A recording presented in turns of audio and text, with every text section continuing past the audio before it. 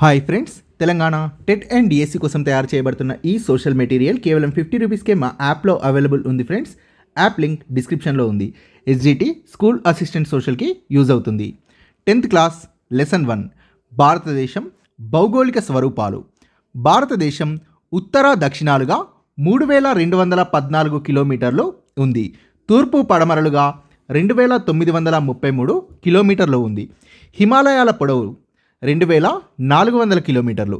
వెడల్పు పశ్చిమ ప్రాంతంలో 500 కిలోమీటర్లు, మధ్య తూర్పు ప్రాంతంలో 200 కిలోమీటర్ల వెడల్పు ఉన్నాయి హిమాలయాలు. హిమాద్రి పర్వతాల సగటు ఎత్తు 6100 మీటర్లు. హిమాచల్ లేదా నిమ్న లేదా మధ్య హిమాలయాల వెడల్పు 60 నుంచి 80 కిలోమీటర్లు. హిమాచల్ లేదా నిమ్న లేదా మధ్య హిమాలయాల ఎత్తు 3500 నుండి 4500 మీటర్లు. కాశ్మీర్ లోయ పొడవు 135 కిలోమీటర్లు, వెడల్పు 40 కిలోమీటర్లు. కాశ్మీర్ లోయ వైశాల్యం 4921 చదరపు కిలోమీటర్లు. కాశ్మీర్ లోయ సగటు ఎత్తు 1585 మీటర్లు. ముస్సోరీ శ్రేణి సగటు ఎత్తు 2000 నుండి 2600 మీటర్లు. ముస్సోరీ శ్రేణి పొడవు 120 కిలోమీటర్లు. ముస్సోరీ, నైనిటాల్, చక్రాటా మరియు రాణికేట్ ఎత్తు 1500 నుండి 2000 మీటర్ల ఎత్తులో ఉన్నాయి. ఇవన్నీ వేసవి విడిది కేంద్రాలు. ముస్సోరీ, నైనిటాల్, చక్రాటా మరియు రాణికేట్ ఎత్తు 1500 నుండి 2000 మీటర్లు. శివాలిక్ శ్రేణి లేదా బాహ్య హిమాలయాల పొడవు 2400 కిలోమీటర్లు. హిమాచల్ ప్రదేశ్లో శివాలిక్ శ్రేణి వెడల్పు 50 కిలోమీటర్లు కాగా, అరుణాచల్ ప్రదేశ్లో శివాలిక్ శ్రేణి వెడల్పు 15 కిలోమీటర్ల కంటే తక్కువగా మారుతూ ఉంటుంది. శివాలిక్ శ్రేణి ఎత్తు 600 నుండి 1500 మీటర్ల మధ్య మారుతూ ఉంటుంది. డెహ్రాడూన్ మైదానాల పొడవు వెడల్పు 75 కిలోమీటర్ల పొడవు కాగా, వెడల్పు 15 నుంచి 20 కిలోమీటర్ల వరకు ఉంటుంది. పడమటి కనుమల పొడవు 1600 కిలోమీటర్లు, ఎత్తు 2000 మీటర్లు. పడమటి కనుమలు 1600 కిలోమీటర్ల మేర విస్తరించి ఉన్నాయి. సగటు ఎత్తు 2000 మీటర్లు. దొడబెట్ట నీలగిరి పర్వతాల్లో ఎత్తైన శిఖరం 2637 మీటర్లు దొడబెట్ట ఎత్తు. అనేమూడి అన్నామలై కొండల్లో ఎత్తైన శిఖరం 2695 మీటర్ల ఎత్తు అనేముడి. థార్ ఎడారి సంవత్సర వర్షపాతం 100 నుండి 150 మిల్లీమీటర్ల మధ్య ఉంటుంది. ఇందిరాగాంధీ కాలువ పొడవు 650 కిలోమీటర్లు. లక్షద్వీప దీవుల మొత్తం భౌగోళిక విస్తీర్ణం 32 చదరపు కిలోమీటర్లు. దక్షిణ భారతదేశంలో ప్రముఖ శిఖరాలు. అనేముడి దక్షిణ భారతదేశంలో ఎత్తైన శిఖరం అన్నామలై పర్వతాల్లో ఉంది. దీని ఎత్తు 2695 మీటర్లు. దొడబెట్ట నీలగిరి పర్వతాల్లో ఉంది. ఎత్తు 2637 మీటర్లు. అరోమకొండ తూర్పు కనుమల్లో ఉంది. ఎత్తు 1680 మీటర్లు. భారతదేశం పూర్తిగా ఉత్తరార్ధగోళంలో ఉంది. అక్షాంశాలు, రేఖాంశాలు ఒక ప్రదేశాన్ని లేదా ప్రాంతాన్ని ఖచ్చితంగా సూచించడానికి ఉపయోగిస్తారు. భారతదేశ అక్షాంశ రేఖాంశాలు 8 డిగ్రీల 4 నిమిషాల నుండి 37 డిగ్రీల 6 నిమిషాల ఉత్తర అక్షాంశాల మధ్య, 68 డిగ్రీల 7 నుండి 97 డిగ్రీల 25 నిమిషాల తూర్పు రేఖాంశాల మధ్య ఉంది. ద్వీపకల్పం 3 వైపులా నీరు ఉండి ఒకవైపు భూభాగం ఉండడం. ఉదాహరణ భారతదేశం. భారతదేశం 3 వైపులా సముద్రాలు ఉండడం వల్ల ద్వీపకల్పం అంటారు. ఇందిరా పాయింట్ భారతదేశానికి దక్షిణ అంచు. భారతదేశపు దక్షిణ అంచు ఇందిరా పాయింట్ నికోబార్ దీవుల్లో ఉంది. 2004లో సంభవించిన సునామీలో ముంపుకి గురైంది. భారతదేశ ప్రామాణిక రేఖాంశమైన 82.5 డిగ్రీల తూర్పు రేఖాంశం అలహాబాద్ గుండా పోతుంది. గ్రీన్విచ్ ప్రామాణిక కాలానికి ఇది 5.5 గంటలు ముందు ఉంది. భారతదేశ ప్రామాణిక రేఖాంశమైన 82.5 డిగ్రీల తూర్పు రేఖాంశం. ప్రపంచ భూభాగం 2 ప్రధాన భూఖండాల నుండి ఏర్పడ్డాయి. ఒకటి అంగారా భూమి లేదా లారేసియా, 2 గోండ్వానా భూమి నుండి ప్రపంచ భూభాగం ఏర్పడింది. భారతదేశ ద్వీపకల్పం గోండ్వానా భూభాగంలోనిది. హిమాలయ ప్రాంతం సోపాన వ్యవసాయం నదీ మార్గంలో గులకరాళ్ళు గల ప్రాంతం. హిమాలయ పర్వతాలు చాపం వలె పడమర నుండి తూర్పుకి 2400 కిలోమీటర్ల పొడవున విస్తరించి ఉన్నాయి.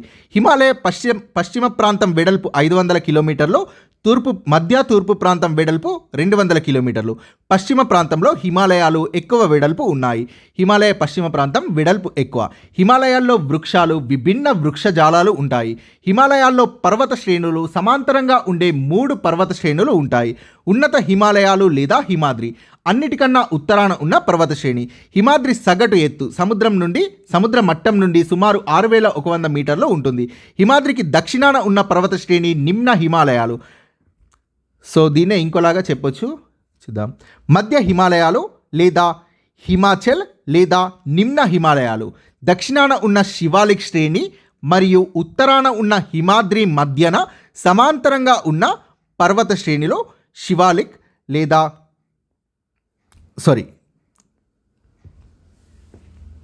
హిమాచల్ లేదా నిమ్న హిమాలయాలు లేదా మధ్య హిమాలయాలు అనేవి దక్షిణాన ఉన్న శివాలిక్ శ్రేణి మరియు ఉత్తరాన ఉన్న హిమాద్రి మధ్య సమాంతరంగా ఉన్న పర్వత శ్రేణులు. హిమాద్రినే ఉన్నత హిమాలయాలు అని అంటారు. హిమాచల్ వెడల్పు 60 నుండి 80 కిలోమీటర్లు. హిమాచల్ ఎత్తు సముద్ర మట్టం నుండి 3500 నుండి 4500 మీటర్ల వరకు వివిధ ఎత్తుల్లో ఉన్నాయి. భారతదేశ ఉత్తర సరిహద్దుల్లో రక్షణ కవచాలు హిమాలయాలు.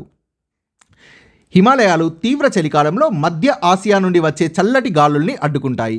హిమాలయాలు లేకపోతే ఉత్తర ప్రాంతం పొడిగా ఉండేది. పిర్ పంజాల్ శ్రేణి మధ్య హిమాలయాల్లో దక్షిణ భాగాన కాశ్మీర్లో ఉన్న పొడవైన ముఖ్యమైనది పిర్ పంజాల్ శ్రేణి. మధ్య హిమాలయాల్లో దక్షిణ భాగాన కాశ్మీర్లో ఉన్న పొడవైన మరియు ముఖ్యమైన శ్రేణి పిర్ పంజాల్ శ్రేణి. కాశ్మీర్ లోయ పిర్ పంజాల్ మరియు జస్కర్ శ్రేణుల మధ్య ఆగ్నేయం నుండి వాయువ్య దిశగా 135 కిలోమీటర్ల పొడవుతో వ్యాపించి ఉంది. కాశ్మీర్ లోయ వెడల్పు 40 కిలోమీటర్లు, వైశాల్యం 4921 చదరపు కిలోమీటర్లు. కాశ్మీర్ లోయ ఎత్తు సముద్ర మట్టం కన్నా 1585 మీటర్ల సగటు ఎత్తులో ఉంది. ముస్సోరి మరియు నాగ్తిబా శ్రేణులు మధ్య హిమాలయాల్లో తూర్పు వైపు ఉన్నాయి. ముస్సోరి శ్రేణి ఎత్తు 2000 నుండి 2600 మీటర్ల సగటు ఎత్తు. ముస్సోరి శ్రేణి పొడవు 120 కిలోమీటర్ల పొడవున ముస్సోరి నుండి లాన్స్డౌన్ మధ్య విస్తరించి ఉంది. వేసవి విశ్రాంతి స్థావరాలు ముస్సోరి, నైనిటాల్, చక్రాటా, రాణిఖేట్ ఇవన్నీ సముద్ర మట్టం నుండి 1500 నుండి 2000 మీటర్ల ఎత్తులో ఉన్నాయి. ఇవన్నీ వేసవి విశ్రాంతి స్థావరాలు. శివాలిక్ లేదా బాహ్య హిమాలయాలు హిమాలయాల ఆవిర్భావ చివరి దశలో ఏర్పడ్డాయి. నిమ్న హిమాలయాలకు సమాంతరంగా 2400 కిలోమీటర్ల పొడవున పొట్వార్ పీఠభూమి నుండి బ్రహ్మపుత్ర లోయ వరకు వ్యాపించినవి బాహ్య హిమాలయాలు లేదా శివాలిక్ హిమాలయాలు. హాగ్బాక్ నిటారైన ఉత్తరవాలు కలిగి ఉండడం వల్ల శివాలిక్ శ్రేణి హాగ్బాక్ మాదిరిగా కనిపిస్తుంది. శివాలిక్ శ్రేణి వెడల్పు హిమాచల్ ప్రదేశ్లో 50 కిలోమీటర్లు, అరుణాచల్ ప్రదేశ్లో 15 మీటర్ల కన్నా తక్కువగా మారుతూ ఉంటుంది. శివాలిక్ శ్రేణి ఎత్తు 600 నుండి 1500 మీటర్ల మధ్య శివాలిక్ శ్రేణి ఎత్తు మారుతూ ఉంటుంది. బ్రహ్మపుత్ర లోయ హిమాలయాలకు తూర్పు వైపున సరిహద్దుగా ఉంది. పూర్వాంచల్ పర్వతాలు అవక్షేప శిలలతో ఇసుకతో ఏర్పడ్డాయి. ప్రాంతీయంగా వీటిని పాట్కాయ్ కొండలు, నాగా కొండలు, మణిపురి కొండలు, ఖాసీ కొండలు, మిజో కొండలు అని పిలుస్తారు. విశాల ఉత్తర మైదానం గంగా, సింధు, బ్రహ్మపుత్రాలు వాటి ఉపనదుల వల్ల ఏర్పడింది. భారతదేశంలోని గంగా సింధు నదీ మైదానాన్ని 3 భాగాలుగా పేర్కొంటారు. 1 పశ్చిమ భాగం, 2 మధ్య భాగం, 3 తూర్పు భాగం. సింధు నదీ పరివాహక ప్రాంతం అధిక భాగం పాకిస్తాన్లో ఉండగా కొంత భాగం భారత్లోని పంజాబ్, హర్యానా మైదానాల్లో ఉంది. అంతర్వేది అంటే 2 నదుల మధ్య ప్రాంతం. గంగా మైదానం ఘగ్గర్ నుండి తీస్తా వరకు ఉంది. బాబర్ హిమాలయ నదులు కిందకి ప్రవహించే క్రమంలో రాళ్ళు, గులకరాళ్ళు వంటి వాటిని శివాలిక్ పర్వత పాదభాగంలో 8 నుండి 16 కిలోమీటర్ల సన్నటి మేఖలగా నిక్షేపణ చేస్తాయి. ఈ భూస్వరూపాన్నే బాబర్ అంటారు. టెరాయి ప్రాంతం చిత్తడి ప్రాంతం. ఒకప్పుడు దట్టమైన అడవులు, వైవిధ్యభరితమైన వన్యప్రాణులు టెరాయి ప్రాంతంలో ఉండేవి. టెరాయి ప్రాంతానికి దక్షిణ భాగం మెత్తటి ఒండ్రుమట్టితో కూడిన ప్రాంతాలు ఏర్పడ్డాయి. ఇక్కడ భారత లేదా ద్వీపకల్ప పీఠభూమి తూర్పు వైపుకి కొద్దిగా వాలు కలిగి ఉంటుంది. ద్వీపకల్ప పీఠభూమికి దక్షిణ అంచుగా కన్యాకుమారి ఉంది. చోటా నాగ్పూర్ పీఠభూమిలో ఖనిజ వనరులు సమృద్ధిగా ఉన్నాయి. దక్కన్ పీఠభూమి కొద్దిగా తూర్పు వైపుకి వాలి ఉంది. నర్మదా నదికి దక్షిణాన ఉన్న త్రిభుజాకార ప్రాంతం దక్కన్ పీఠభూమి. సాత్పురా పర్వతాలు దక్కన్ పీఠభూమికి ఉత్తర సరిహద్దు. నీలగిరి పర్వతాలు దక్కన్ పీఠభూమికి దక్షిణ సరిహద్దు. పడమటి కనుమలు తూర్పు కనుమల కంటే పడమటి కనుమల ఎత్తు ఎక్కువ. ఈ కారణంగా దక్కన్ పీఠభూమి పడమటి నుండి తూర్పుకి వాలి ఉంది. పడమటి కనుమల పొడవు 1600 కిలోమీటర్లు. గుడలూరు ఇక్కడ నీలగిరి పర్వతాలు పడమటి కనుమల్ని కలుస్తాయి. ఉదగమండలం నీలగిరి పర్వతాల్లో ఉంది. దీన్ని ఊటీ అని అంటారు. దొడబెట్ట 2637 మీటర్ల ఎత్తు ఉంది. నీలగిరి పర్వతాల్లో ఎత్తైన శిఖరం దొడబెట్ట.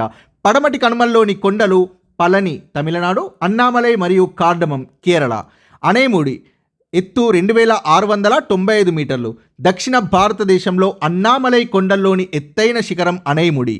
తూర్పు కనుమలు ఉత్తరాన మహానది లోయ నుండి దక్షిణాన నీలగిరి పర్వతాల వరకు విస్తరించి ఉన్నాయి. గోదావరి, కృష్ణా వంటి నదులు పశ్చిమ కనుమల్లో పుట్టిన పీఠభూమి గుండా ప్రవహిస్తూ బంగాళాఖాతంలో కలుస్తాయి. పశ్చిమ కనుమల్లో పుట్టాయి ఇవి గోదావరి, కృష్ణా వంటి నదులు. తూర్పు కనుమల సగటు ఎత్తు 900 మీటర్లని మించదు. అరోమకొండ తూర్పు కనుమల్లో ఎత్తైన పర్వతం చింతపల్లి దగ్గర ఉంది. అరోమకొండ ఎత్తు 1680 మీటర్లు. తూర్పు కనుమల్లోని భాగాలు నల్లమల, వెలికొండ, పాలకొండ మరియు శేషాచలం. నల్లరేగడి నేలలు అగ్నిపర్వత ప్రక్రియ వల్ల ఏర్పడ్డాయి. ద్వీపకల్ప పీఠభూమిలో ముఖ్యమైనవి నల్లరేగడి నేలలు. థార్ ఎడారి ఆరావళి పర్వతాల వర్షఛాయ ప్రాంతంలో ఉంది. ఇక్కడ వర్షపాతం తక్కువగా ఉంటుంది. థార్ ఎడారి సంవత్సర వర్షపాతం 100 నుంచి 150 మిల్లీమీటర్ల మధ్య ఉంటుంది. పశ్చిమ రాజస్థాన్లోని అధిక భాగం థార్ ఎడారి విస్తరించి ఉంది. థార్ ఎడారి వాతావరణం శుష్క వాతావరణం. ఇక్కడ చెట్లు తక్కువగా ఉంటాయి. లూని నది థార్ ఎడారి ప్రాంతంలో ఉన్న ఒకే ఒక్క నది. అంత స్థలీయ ప్రవాహం. నది కాలువల్లోని నీరు సముద్రాన్ని చేరకుండా సరస్సుల్లోకే ప్రవహించడాన్ని అంతస్థలీయ ప్రవాహం అంటారు. ఇందిరాగాంధీ కాలువ దేశంలో అత్యంత పొడవైన కాలువ. పంజాబ్ నుండి మొదలై థార్ ఎడారికి నీళ్లందిస్తోంది. ఈ కాలువ వల్ల ఎడారి ప్రాంతంలోని ఎన్నో హెక్టార్ల భూమి సాగులోకి వచ్చింది. పడమటి తీర మైదానం రాన్ ఆఫ్ కచ్ వద్ద మొదలై కన్యాకుమారి వరకు ఉంటుంది. పడమటి తీర మైదానం వెడల్పు తూర్పు తీర మైదానం కంటే పడమటి తీర మైదానం వెడల్పు తక్కువ. తూర్పు తీర మైదానం ఒడిశాలోని మహానది నుండి మొదలై తమిళనాడులోని కావేరి డెల్టా వరకు విస్తరించి ఉంది. తూర్పు తీర మైదానంలోని సరస్సులు చిల్కా సరస్సు ఒడిశా, కొల్లేరు పులికాట్ ఆంధ్రప్రదేశ్. చిల్కా సరస్సు ఒడిశాలో ఉంది. కొల్లేరు పులికాట్ సరస్సులు ఆంధ్రప్రదేశ్లో ఉన్నాయి. అండమాన్ నికోబార్ దీవులు బంగాళాఖాతంలోని ద్వీప సమూహం. లక్షద్వీప దీవులు అరేబియా సముద్రంలో ఉన్నాయి. లక్షద్వీప దీవులు ప్రవాల భిత్తికల నుండి ఏర్పడ్డాయి. కోరల్స్ అంటే కొన్ని రకాల సముద్ర జీవుల స్రావాలతో ఏర్పడ్డ రంగురాయి. నార్కొండం, బారెన్ దీవులు అగ్నిపర్వతాల వల్ల ఏర్పడ్డాయి. భారతదేశ దక్షిణాది అంచు నికోబార్ దీవిలోని ఇందిరా పాయింట్ దగ్గర ఉంది. ఇందిరా పాయింట్ 2004లో సంభవించిన సునామీలో ముంపుకి గురైంది. లక్షద్వీప దీవులు ప్రవాల భిత్తికల నుండి ఏర్పడ్డాయి. వీటి విస్తీర్ణం మొత్తం భౌగోళిక విస్తీర్ణం 32 చదరపు కిలోమీటర్లు. కోరల్ రీఫ్ నీటిలోని పగడపు గట్టు. సిక్కింలో లోతైన ఏటవాలు లోయలు ఉన్నాయి. మాక్డోగ్ డింపెప్ లోయ మేఘాలయలో ఉంది. సుందర్బన్ మడ అడవులు వెస్ట్ బెంగాల్లో ఉన్నాయి. పాట్కాయ్ కొండలు నాగాలాండ్, నాగా కొండలు నాగాలాండ్, మణిపురి కొండలు మణిపూర్, ఖాసీ కొండలు మేఘాలయ, మిజో కొండలు మిజోరాంలో ఉన్నాయి. తీర ప్రాంత మైదానాన్ని 3 భాగాలుగా విభజించవచ్చు. కొంకన్ తీర ప్రాంతం ఉత్తర భాగం మహారాష్ట్ర, గోవాల్లో విస్తరించి ఉంది.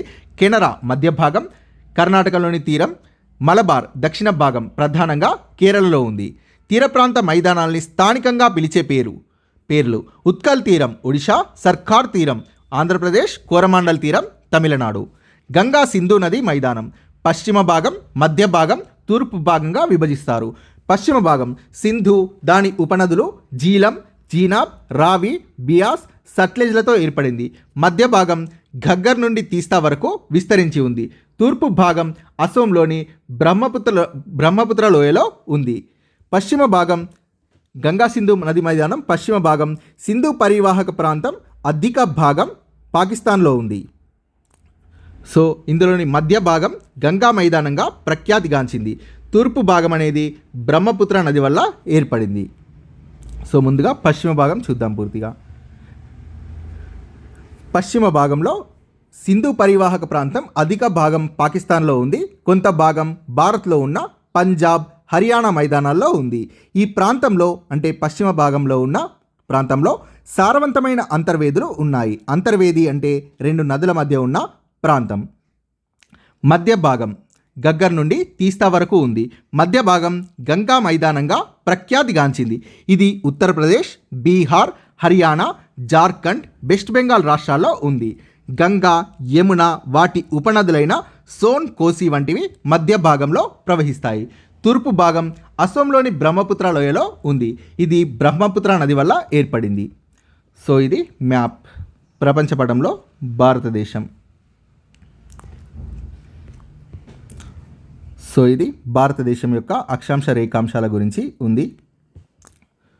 సో 8:04 నుండి 37:06 ఉత్తర అక్షాంశాల మధ్య మరియు 68:07 నుండి 97:25 తూర్పు రేఖాంశాల మధ్య భారతదేశం విస్తరించి ఉంది. సో ఇక్కడ చూస్తే తూర్పు పడమరల మధ్య 2933 కిలోమీటర్లు, ఉత్తర దక్షిణాలుగా 3214 కిలోమీటర్లు విస్తరించి ఉంది. భౌగోళిక స్వరూపాలు అంటే భారతదేశం యొక్క ప్రధాన భూస్వరూపాలు పర్వతాలు, పీఠభూములు, మైదానాలు. భారతదేశం చాలా విశాలమైన దేశం. ఇది పూర్తిగా ఉత్తరార్ధగోళంలో ఉంది. 8:04 నుండి 37:06 ఉత్తర అక్షాంశాల మధ్య, 68:07 నుండి 97:25 తూర్పు రేఖాంశాల మధ్య భారతదేశం ఉంది. ఒక ప్రదేశాన్ని లేదా ప్రాంతాన్ని ఖచ్చితంగా సూచించడానికి ఉపయోగించేవి అక్షాంశాలు, రేఖాంశాలు. భారతదేశ ద్వీపకల్పం అనే పదాన్ని తరచుగా ఉపయోగించడానికి కారణం భారతదేశానికి 3 వైపులా సముద్రాలు ఉండడం.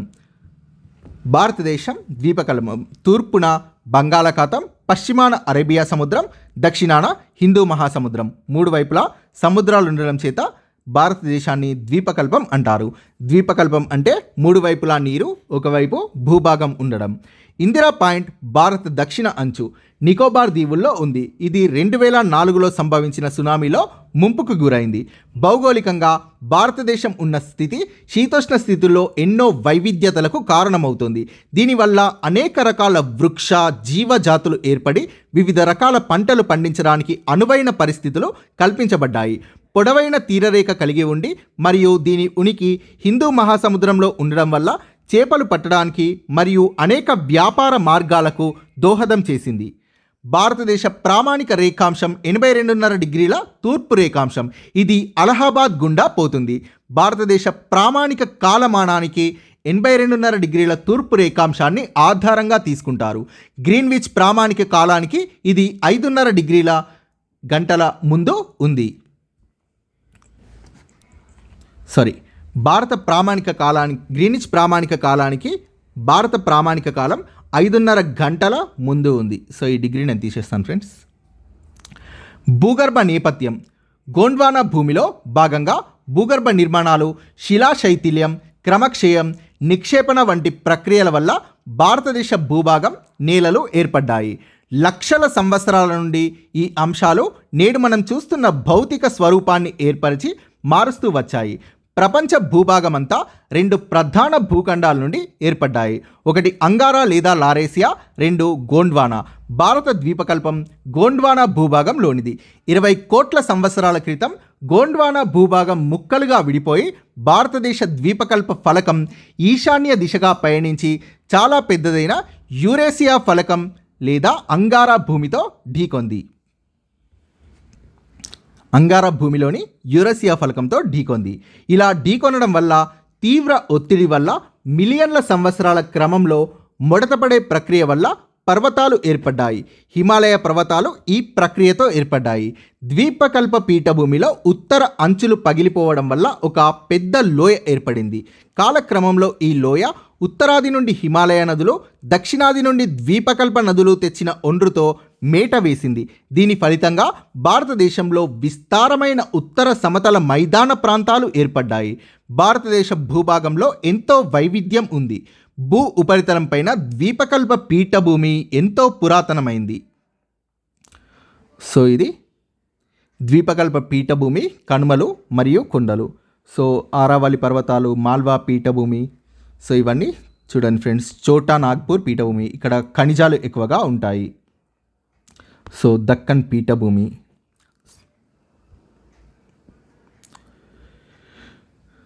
ముఖ్యమైన భౌగోళిక స్వరూపాలు. భారతదేశ భూభాగాన్ని 6 భౌగోళిక స్వరూపాలుగా వర్గీకరించవచ్చు. హిమాలయాలు, గంగా సింధు నది మైదానం, ద్వీపకల్ప పీఠభూమి, తీర ప్రాంత మైదానాలు, ఎడారి ప్రాంతం, దీవులు. హిమాలయాలు ఒక చాపం వలె పడమర నుండి తూర్పుకి 2400 కిలోమీటర్ల పొడవున విస్తరించి ఉన్నాయి. పశ్చిమ ప్రాంతంలో 500 కిలోమీటర్ల వెడల్పు ఉండగా మధ్య తూర్పు ప్రాంతాల్లో 200 కిలోమీటర్ల వెడల్పుతో ఉంటాయి. పశ్చిమ ప్రాంతంలో వెడల్పు ఎక్కువ. విభిన్న పర్వత ప్రాంతాల్లో పర్వత ఎత్తుల్లో కూడా వ్యత్యాసాలున్నాయి. హిమాలయాల్లో సమాంతరంగా ఉండే 3 పర్వత శ్రేణులు ఉంటాయి. లోతైన లోయలు, విశాల పీఠభూములతో ఈ పర్వత శ్రేణులు వేరు చేయబడి ఉన్నాయి. అన్నింటికన్నా ఉత్తరాన ఉన్న పర్వత శ్రేణిని ఉన్నత హిమాలయాలు లేదా హిమాద్రి అంటారు. ఈ శ్రేణి అవిచ్ఛిన్నంగా ఉంటూ పర్వతాల సగటు ఎత్తు సముద్ర మట్టం నుండి సుమారు 6100 మీటర్లు ఉంటుంది. హిమాద్రి శ్రేణి మంచుతో కప్పబడి ఉంటుంది.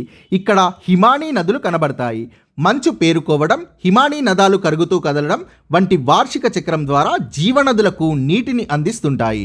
మధ్య లేక నిమ్న లేక హిమాచల్ హిమాలయాలు, దక్షిణాన ఉన్న శివాలిక్ శ్రేణి మరియు ఉత్తరాన ఉన్న ఉన్నత హిమాలయాల మధ్యన సమాంతరంగా ఉన్న పర్వత శ్రేణులని మధ్య లేదా హిమాచల్ లేదా నిమ్న హిమాలయాలు అంటారు. ఈ శ్రేణులు జటిల వ్యవస్థను కలిగి 60 నుంచి 80 కిలోమీటర్ల వెడల్పుతో సముద్ర మట్టం నుండి 3500 నుండి 4500 మీటర్ల వరకు వివిధ ఎత్తుల్లో ఉన్నాయి.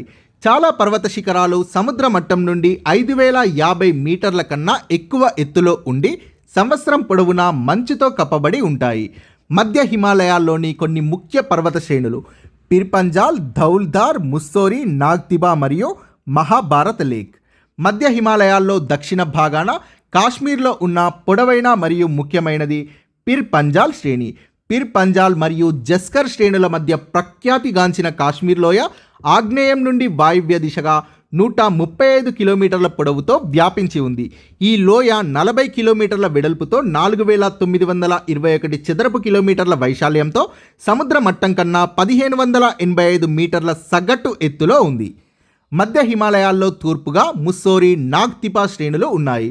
ముస్సోరి శ్రేణి 2000 నుండి 2600 మీటర్ల సగటు ఎత్తులో 120 కిలోమీటర్ల పొడవున ముస్సోరి నుండి లాన్స్డౌన్ మధ్యన విస్తరించి ఉంది.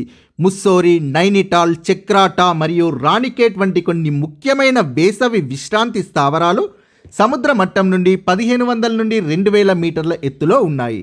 మధ్య హిమాలయ శ్రేణులు మానవ జీవనానికి తక్కువ ప్రతికూలతను మరియు ఎక్కువ అనుకూలతను కలిగి ఉన్నాయి. మధ్య హిమాలయాల్లో ఉండే హిమాలయ వేసవి విడుదలు సిమ్లా, ముస్సోరి, రాణికేట్, నైనిటాల్, అల్మోరా మరియు డార్జిలింగ్. శివాలిక్ శ్రేణి. శివాలిక్ హిమాలయాలు హిమాలయాల ఆవిర్భావ చివరి దశలో ఏర్పడ్డాయి. హిమాలయాలు బాహ్య శ్రేణుల్ని కలిగి ఉన్నందున వీటిని బాహ్య హిమాలయాలని కూడా అంటారు. నిటారైన ఉత్తరవాలు కలిగి ఉండడం వల్ల ఇది హాగ్బాక్ మాదిరి కనిపిస్తుంది. ఈ శ్రేణి నిమ్న హిమాలయాలకు సమాంతరంగా 2400 కిలోమీటర్ల పొడవున పొట్వార్ పీఠభూమి నుండి బ్రహ్మపుత్ర లోయ వరకు వ్యాపించింది. శివాలిక్ శ్రేణి వెడల్పు హిమాచల్ ప్రదేశ్లో 50 కిలోమీటర్లు ఉంటే అరుణాచల్ ప్రదేశ్లో 15 కిలోమీటర్ల కన్నా తక్కువగా మారుతూ ఉంది.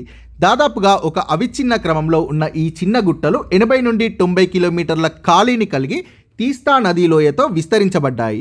శివాలిక్ శ్రేణి ఎత్తు 600 నుండి 1500 మీటర్ల మధ్య మారుతూ ఉంటుంది. హిమాలయాల ఆవిర్భావంలో చివరగా ఏర్పడ్డ శివాలిక్ శ్రేణులు హిమాలయ ఎగువ పరివాహ ప్రాంతాల నుండి వచ్చే నదీ ప్రవాహాన్ని అడ్డుకోవడంతో ఇక్కడి లోయల్లో పెద్ద సరస్సులు ఏర్పడ్డాయి. నదులచే తీసుకురాబడ్డ బురద మరియు అవక్షేపాలు ఇక్కడి సరస్సుల్లో నిక్షేపించబడ్డాయి. నదులు శివాలిక్ శ్రేణుల గుండా తమ మార్గాన్ని ఖండించాక ఇక్కడ సరస్సులు ఎండిపోయి పశ్చిమాన డూన్స్ మరియు తూర్పున డౌర్స్ అనబడే మైదానాల్ని ఏర్పరిచాయి. 75 కిలోమీటర్ల పొడవు మరియు 15 నుండి 20 కిలోమీటర్ల వెడల్పైన ఉత్తరాంచల్లోని డెహ్రాడూన్ ఇలాంటి మైదానాలకు మంచి ఉదాహరణ. హిమాలయాలకు తూర్పు వైపున సరిహద్దుగా బ్రహ్మపుత్ర లోయ ఉంది. అరుణాచల్ ప్రదేశ్లో దిహాంగ్ లోయ తర్వాత హిమాలయాలు జడపిన్ను వంపు తీసుకొని దక్షిణానికి తిరిగి ఈశాన్య రాష్ట్రాలన్నింటిలో విస్తరించి ఉన్నాయి. భారతదేశానికి ఇక్కడ తూర్పు సరిహద్దుగా కూడా హిమాలయాలు ఉన్నాయి. ఈ పర్వతాలని పూర్వాంచల్ అంటారు. ఇవి అవక్షేప శిలలతో ఇసుకతో ఏర్పడ్డాయి. ప్రాంతీయంగా పూర్వాంచల్ పర్వతాల్ని పాట్కాయ్ కొండలు, నాగా కొండలు, మణిపురి కొండలు, ఖాసీ కొండలు మరియు మిజో కొండలు అంటారు. హిమాలయాల వల్ల శీతోష్ణ స్థితి అనేక విధాలుగా ప్రభావితమవుతుంది. ఇవి భారతదేశ ఉత్తర సరిహద్దులో రక్షణ కవచాలుగా ఉండి తీవ్ర చలికాలంలో మధ్య ఆసియా నుండి వచ్చే చల్లటి గాలులని హిమాలయాలు అడ్డుకుంటాయి. వేసవిలో వర్షాలకు, పశ్చిమ కనుమలు దాటిన తర్వాత ప్రాంతాల్లో ఋతుపవన తరహా శీతోష్ణ స్థితికి కారణం హిమాలయాలు. హిమాలయాలు లేకపోతే ఉత్తర ప్రాంతం పొడిగా ఉండేది. హిమానీ నదాల నుండి నీళ్లు అందడంతో హిమాలయ నదులు సంవత్సరం పొడవునా నీళ్లు కలిగి ఉంటాయి. ఈ నదులు కొండల నుండి కిందికి తెచ్చే ఒండ్రుమట్టి వల్ల మైదాన ప్రాంతాలు చాలా సారవంతంగా మారాయి. గంగా సింధు నది మైదానం. 3 హిమాలయ నదులైన గంగా, సింధు, బ్రహ్మపుత్రాలు వాటి ఉపనదుల వల్ల విశాల ఉత్తర మైదానం ఏర్పడింది. మొదట్లో అంటే 2 కోట్ల సంవత్సరాల క్రితం అది తక్కువ లోతు ఉన్న పల్లెం మాదిరి ఉండేది. హిమాలయాల నుండి వచ్చే నదులు తెచ్చిన రకరకాల ఒండ్రుమట్టి వల్ల ఇది క్రమేపీ పూడుకుంటూ వచ్చింది.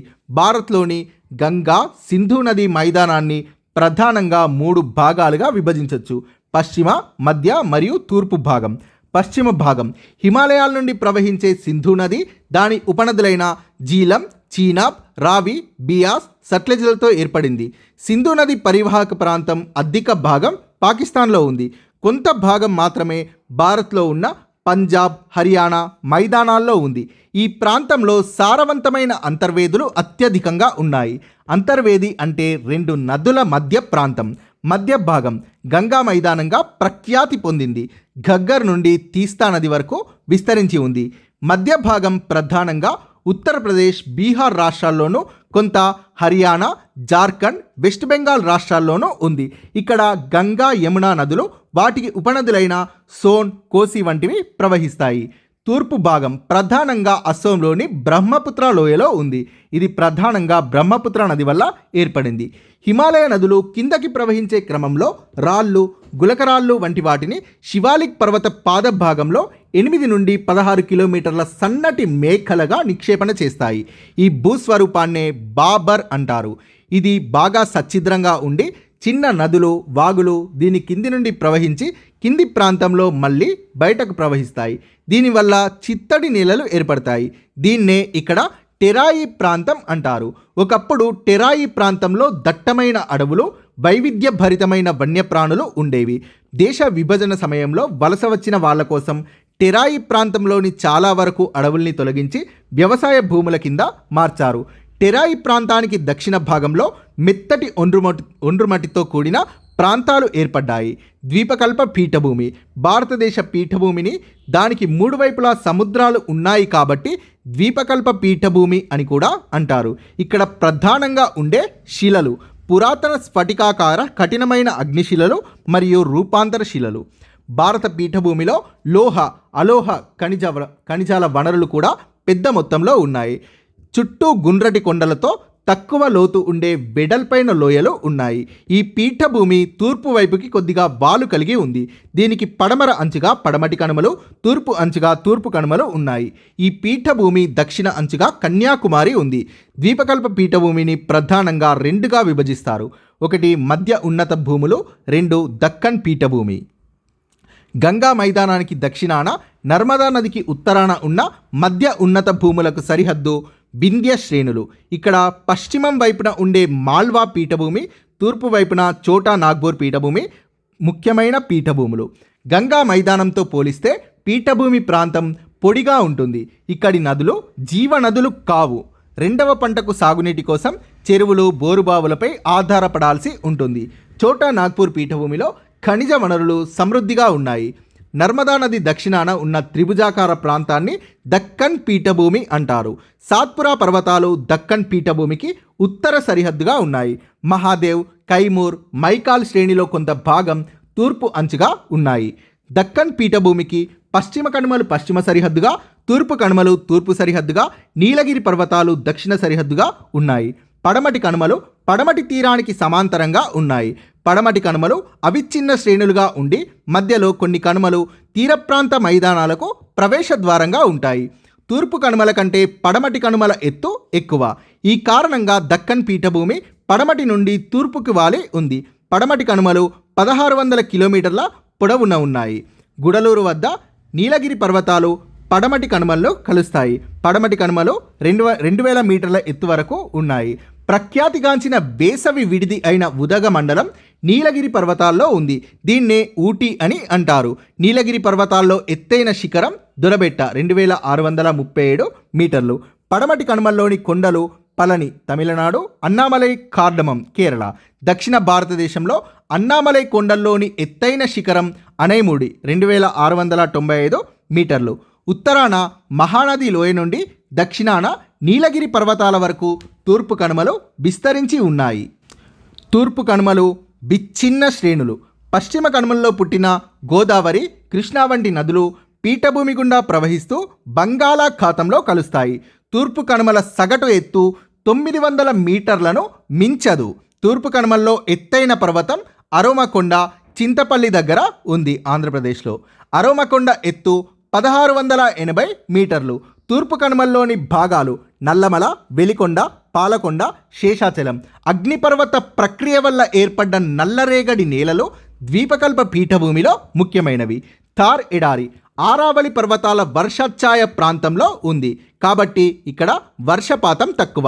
సంవత్సర వర్షపాతం 100 నుండి 150 మిల్లీమీటర్ల మధ్య ఉంటుంది. ఎడారిలో ఎత్తు పల్లాలతో ఉండే ఇసుక మైదానం ఉండి అక్కడక్కడ శిలామయమైన బోడిగుట్టలు ఉంటాయి. పశ్చిమ రాజస్థాన్లోని అధిక భాగం థార్ ఎడారి విస్తరించి ఉంది. థార్ ఎడారిలో శుష్క వాతావరణం ఉంటుంది. చెట్లు తక్కువగా ఉంటాయి. వర్షాకాలంలో వాగులు ఏర్పడి ఆ కాలం అయిపోవడంతోనే కనుమరుగవుతాయి. ఈ ప్రాంతంలో ఉన్న ఒకే ఒక్క నది లూని నది. ఈ ఎడారుల్లో ప్రవహించే నది కాలువల్లోని నీరు సముద్రాన్ని చేరకుండా సరస్సుల్లోకే ప్రవహిస్తాయి. దీన్నే అంతస్థలీయ ప్రవాహం అంటారు. ఇందిరాగాంధీ కాలువ దేశంలోనే అత్యంత పొడవైన కాలువ. పంజాబ్ నుండి మొదలై థార్ ఎడారికి నీళ్లందిస్తోంది. దీని కారణంగా ఎడారి ప్రాంతంలోని ఎన్నో హెక్టార్ల భూమి సాగులోకి వచ్చింది.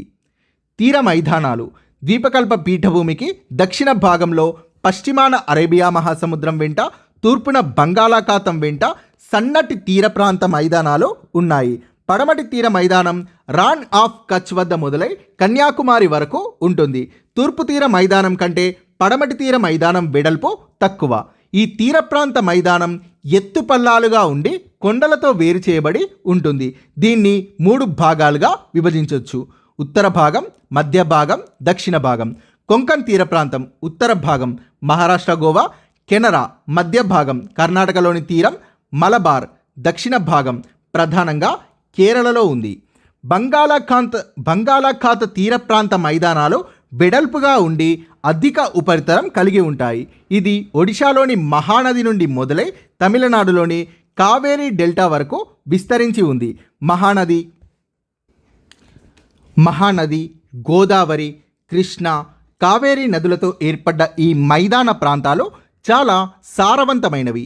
ఈ తీర ప్రాంత మైదానాల్ని స్థానికంగా వివిధ పేర్లతో పిలుస్తారు. ఉత్కల్ తీరం ఒడిషా, సర్కార్ తీరం అని ఆంధ్రప్రదేశ్, కోరమండల్ తీరం అని తమిళనాడులో పిలుస్తారు. గంగా సింధు మైదానాల్లో మాదిరి ఈ డెల్టా ప్రాంతాలు కూడా వ్యవసాయ పరంగా అభివృద్ధి చెందాయి. కోస్తా ప్రాంతంలో చేపల వనరులు సమృద్ధిగా ఉన్నాయి. తీర ప్రాంత మైదానంలోని ముఖ్యమైన భౌగోళిక అంశాలు. తీర ప్రాంతంలోని ముఖ్యమైన భౌగోళిక అంశాలు చిల్కా సరస్సు మరియు కొల్లేరు, పులికాట్ సరస్సులు. చిల్కా సరస్సు ఒడిశాలో ఉంది. కొల్లేరు, పులికాట్ సరస్సులు ఆంధ్రప్రదేశ్లో ఉన్నాయి. దీవులు భారతదేశంలో 2 ద్వీప సమూహాలు ఉన్నాయి. ఒకటి బంగాళాఖాతంలోని అండమాన్ నికోబార్ దీవులు, 2 అరేబియా సముద్రంలోని లక్షద్వీప దీవులు. మయన్మార్ కొండలు అర్కన్యోమా నుండి మొదలుకొని సముద్రంలో మునిగిన పర్వతాల్లో ఇక్కడ మిస్టేక్ పడింది ఫ్రెండ్స్. సముద్రం నుండి మయన్మార్ కొండలు అర్కన్యోమా నుండి మొదలుకొని సముద్రంలో మునిగిన పర్వతాల్లో సముద్రం నుండి పైకి వచ్చిన శిఖర ప్రాంతాలే అండమాన్ నికోబార్ దీవులు. ఈ దీవుల్లోని నార్కొండం, బారెన్ దీవులు అగ్నిపర్వతాల వల్ల ఏర్పడ్డాయి. భారతదేశ దక్షిణాది అంచు నికోబార్ దీవిలోని ఇందిరా పాయింట్ దగ్గర ఉంది. 2004లో సంభవించిన సునామీలో ఇది ముంపుకి గురైంది. లక్షద్వీప దీవులు ప్రవాల భిత్తికల నుండి ఏర్పడ్డాయి. మొత్తం భౌగోళిక విస్తీర్ణం 32 చదరపు కిలోమీటర్లు. ఇక్కడ ఉండే రకరకాల వృక్ష జీవజాతులకు ఈ ద్వీప సమూహం ప్రఖ్యాతిగాంచింది. భారతీయులు నివసించే భూభాగంలో భౌగోళిక స్వరూపాల్లో ఎంతో వైవిధ్యత ఉంది. కొన్ని ప్రాంతాలు హిమాలయాల నుండి ప్రవహించే ఉత్తుంగ నదులతో సాగు చేయబడగా మరికొన్ని పశ్చిమ కనుమలు అక్కడి అడవుల్లో పుట్టిన వర్షాధార నదులతో సాగు చేయబడుతున్నాయి. అనేక ప్రాంతాలు నదిలోయ మైదానాల్లో ఉండగా మరికొన్ని కొండల్లో ఉన్నాయి. ఇది నీటిలోని పగడపు గట్టు, coral reef. Thank you friends. Please subscribe this channel.